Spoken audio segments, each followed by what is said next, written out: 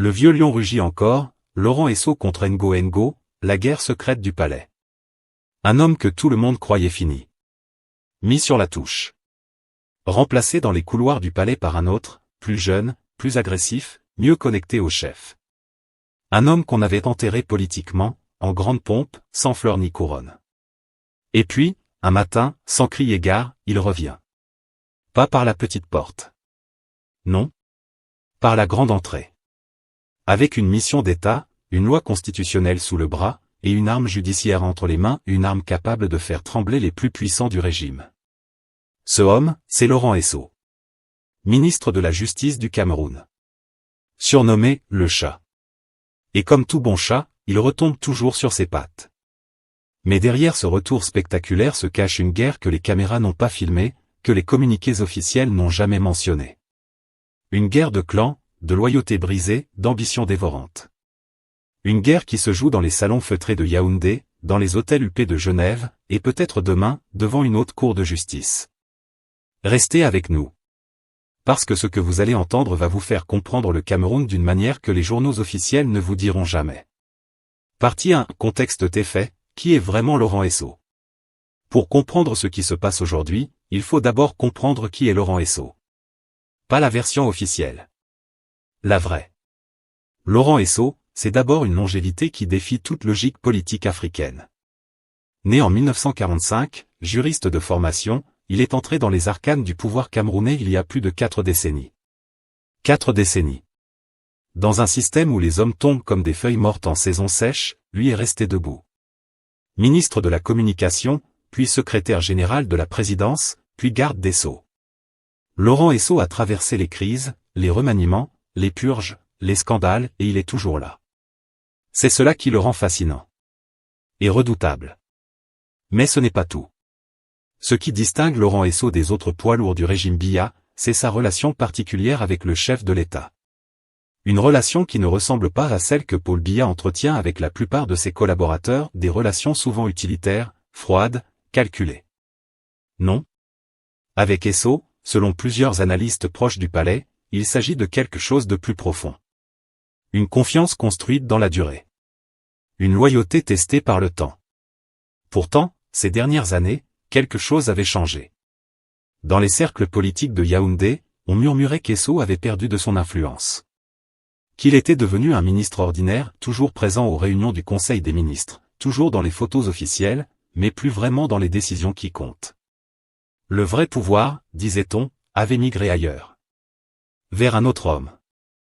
Un homme plus discret en apparence, mais infiniment plus dangereux dans les faits. Cet homme, c'est Ferdinand Ngo Ngo. Secrétaire général de la présidence de la République depuis 2011, Ngo Ngo est progressivement devenu ce que beaucoup décrivent comme le véritable copilote du Cameroun. L'homme qui filtre les accès au président. L'homme qui décide qui parle à Biya et qui ne lui parle pas. L'homme qui, selon plusieurs sources concordantes, a transformé la présidence en une forteresse dont il détient les clés. Pendant des années, Esso a regardé Ngo Ngo étendre son emprise. Il a vu des collègues s'effacer, des rivaux tomber, des alliés se rallier au nouveau centre de gravité du pouvoir. Et beaucoup ont pensé qu'Esso lui-même finirait par disparaître dans l'ombre portée du secrétaire général. Mais voilà. Le chat n'avait pas dit son dernier mot. Parce que pendant que tout le monde regardait Ngo Ngo, Laurent Esso, lui, construisait silencieusement. Patiemment. Méthodiquement. Comme seul un homme de sa trempe sait le faire. Et en septembre 2025, à Genève, quelque chose s'est passé. Quelque chose de discret, mais d'énorme dans ses implications. Ce qui s'est dit lors de ce séjour présidentiel à Genève, nous allons vous le révéler. Et croyez-nous, ça change tout. Partie 2, le conflit, Genève, le tournant secret. Septembre 2025. Genève, Suisse. Paul Biya effectue l'un de ses séjours prolongés dans cette ville qu'il affectionne particulièrement, une habitude bien connue, qui fait régulièrement la une des médias camerounais et internationaux. Mais cette fois, derrière les images protocolaires et les communiqués fats de la présidence, quelque chose de différent se trame. Selon les révélations exclusives du magazine Jeune Afrique, Laurent Esso a eu avec le président de la République un entretien direct de plusieurs heures. Plusieurs heures. Pas une réunion de routine. Pas un point de situation expédié entre deux agendas. Une vraie conversation. Longue. Approfondie. Dense. On ne connaît pas le contenu exact de cet échange. Personne, en dehors des deux hommes, ne peut prétendre savoir ce qui s'est dit dans cette pièce. Mais ce que l'on sait, c'est ce qui s'est passé après. Et ce qui s'est passé après est éloquent.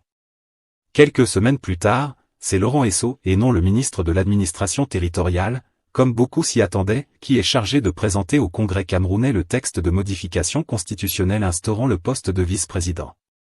Un texte capital. Un texte historique.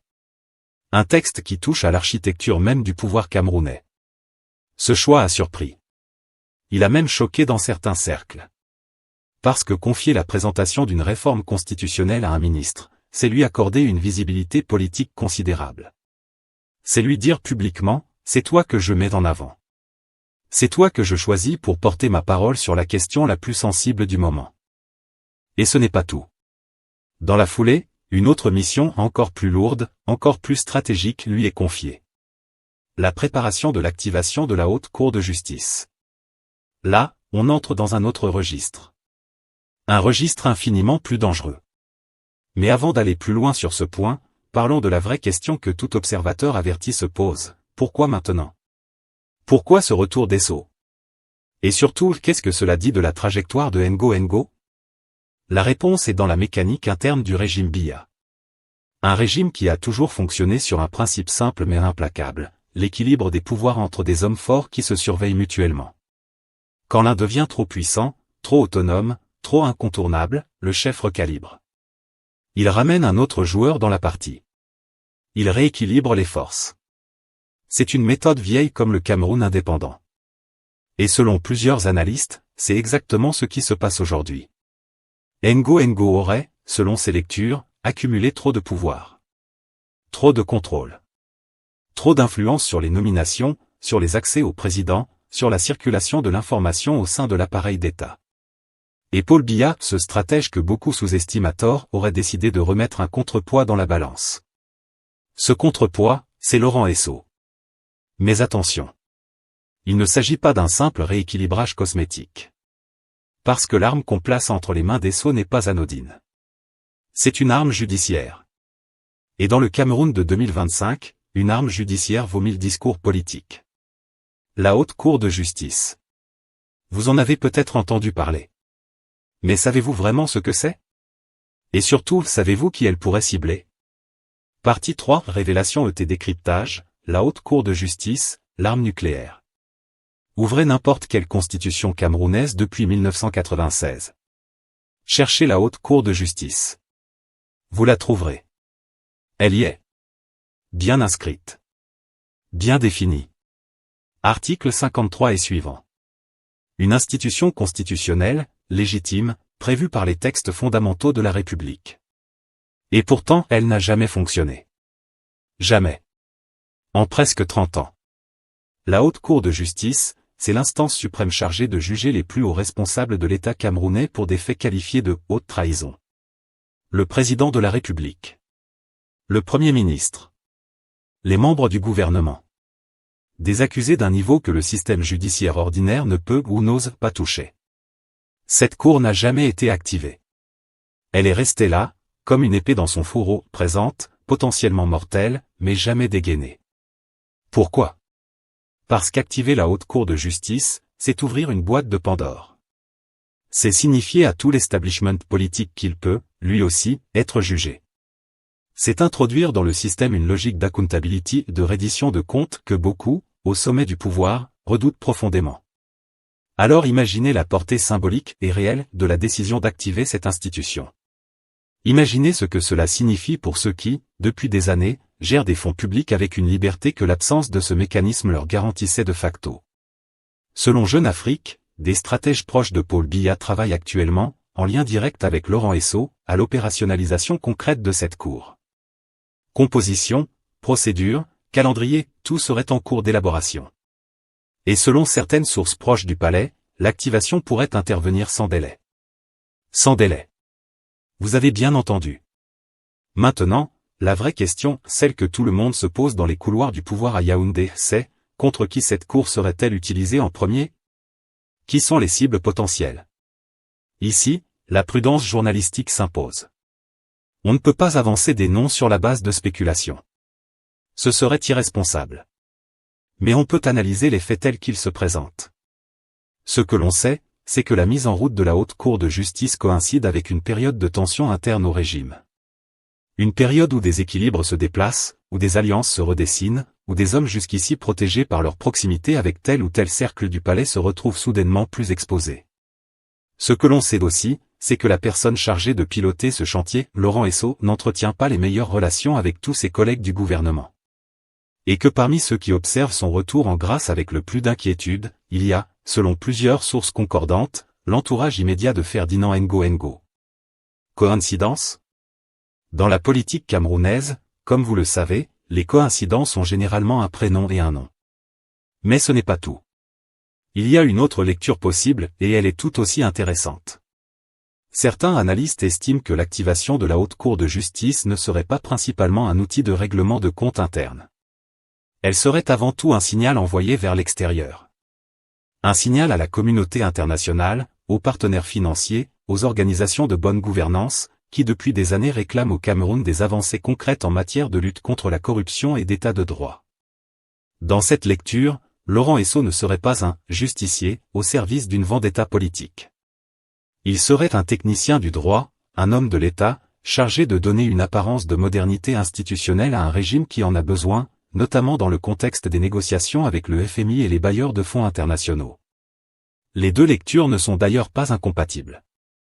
Dans la politique africaine en général, et camerounaise en particulier, les réformes institutionnelles servent rarement un seul but. Elles servent simultanément la vitrine et la machette. La façade et l'arrière-cour. Et c'est là que la satire camerounaise commence à avoir des choses très sérieuses à dire. Mini Cliffanger. Parce que ce pays a un talent particulier pour habiller des guerres de palais en réformes républicaines. Et nous, on va vous expliquer comment. Partie 4. Analyse satirique, le théâtre camerounais du pouvoir. Il y a une blague qui circule dans les chaumières de Yaoundé. Elle dit ceci: au Cameroun, on ne perd jamais le pouvoir. On change juste de bureau. Et cette blague, elle résume mieux que n'importe quel discours académique la logique profonde du système BIA. Regardons les faits avec ce prisme-là. Laurent Esso a été secrétaire général de la présidence. Il a été ministre de la Communication. Il a été garde des Sceaux pendant des années. À chaque fois qu'on l'a cru fini, il a ressurgi. À chaque fois qu'on a pensé que son étoile s'éteignait, quelqu'un rallumait la lumière. Et ce quelqu'un, c'est toujours le même. C'est Paul Biya. Pourquoi? Parce que dans la grammaire politique du régime, certains hommes ne servent pas qu'une fonction. Ils servent un équilibre. Et quand l'équilibre est menacé, on ressort ces hommes-là du placard, non pas parce qu'ils sont les meilleurs pour le poste, mais parce qu'ils sont les meilleurs pour le moment. C'est là toute la sophistication et toute la perversité du système. Parce que pendant qu'on active la Haute Cour de justice, pendant qu'on réforme la Constitution, pendant qu'on redistribue les cartes entre Esso et Ngo, le Cameroun ordinaire, lui, continue de souffrir de ces crises réelles. La crise anglophone dans le nord-ouest et le sud-ouest, qui a fait des milliers de morts et de déplacés, est toujours là. La crise économique, qui étouffe les classes moyennes et plonge les plus pauvres dans une précarité croissante, est toujours là. La crise de confiance entre les citoyens et leurs institutions, profonde, structurelle, presque irréversible selon certains observateurs, est toujours là. Et pendant ce temps, les hommes du palais jouent aux échecs. Avec des cases qui s'appellent vice-présidence, haute cour, révision constitutionnelle. Avec des pions qui s'appellent Esso, Ngo. Avec un roi qui s'appelle Biya et qui, à 91 ans, continue de tenir les fils avec une maestria que ses détracteurs eux-mêmes, entre deux critiques, ne peuvent s'empêcher d'admirer.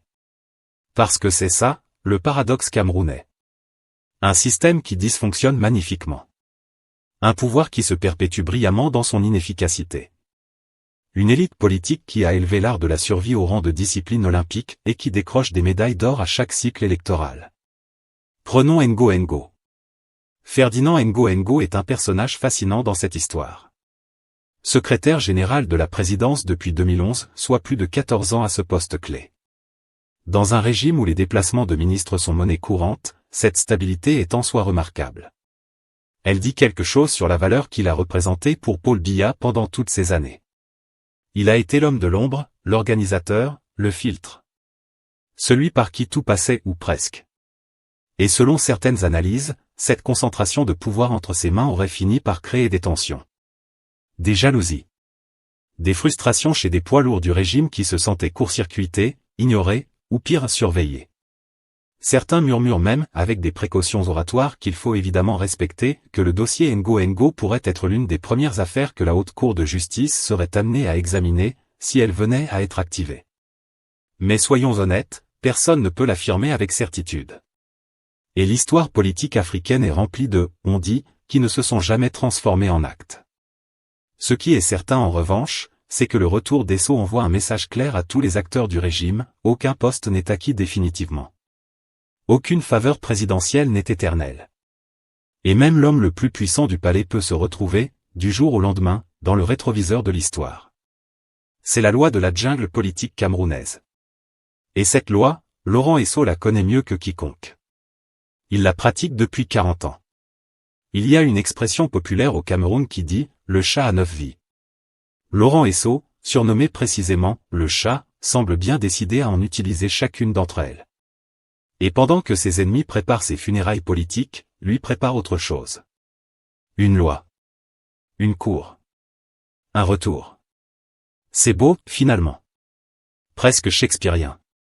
Sauf que dans cette pièce de théâtre, les acteurs utilisent de vraies épées. Conclusion, 14h-15h. Alors, que retenir de tout cela? Premier point, Laurent Esso n'est pas un homme du passé. Il est, en ce moment précis, l'un des acteurs les plus influents du Cameroun contemporain. Porteur d'une réforme constitutionnelle, pilote d'un chantier judiciaire inédit, homme de confiance retrouvé d'un président que tout le monde annonce comme déclinant, mais qui continue de manœuvrer avec une précision chirurgicale. Deuxième point, la guerre des clans à Yaoundé est réelle. Elle n'est pas anecdotique. Elle n'est pas symbolique. Elle structure les décisions politiques, les nominations, les réformes, et potentiellement les poursuites judiciaires à venir.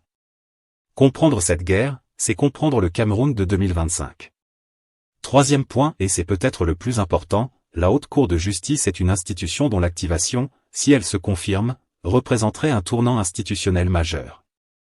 Un tournant qui peut aller dans deux directions, soit vers plus de justice et de redevabilité réelle, soit vers un usage instrumentalisé du droit à des fins politiques. L'histoire nous dira laquelle de ces deux voies le Cameroun aura choisi. Et c'est là que vous entrez en scène. Parce que vous, citoyens, contribuables, Camerounais ou simplement observateurs attentifs de la politique africaine, vous avez un rôle à jouer. Pas avec des armes. Pas avec des cris. Mais avec votre regard. Votre mémoire. Votre capacité à analyser, à questionner, à ne pas avaler les récits officiels sans les décortiquer. Alors voici la question que nous vous posons ce soir, et sur laquelle nous vous invitons à réfléchir. La Haute Cour de justice camerounaise sera-t-elle un vrai instrument de justice ou juste une nouvelle arme dans la guerre des palais? Donnez-nous votre avis dans les commentaires. Et si cette analyse vous a appris quelque chose, partagez-la autour de vous. Parce que l'information, au Cameroun, c'est encore un acte de résistance. À très bientôt.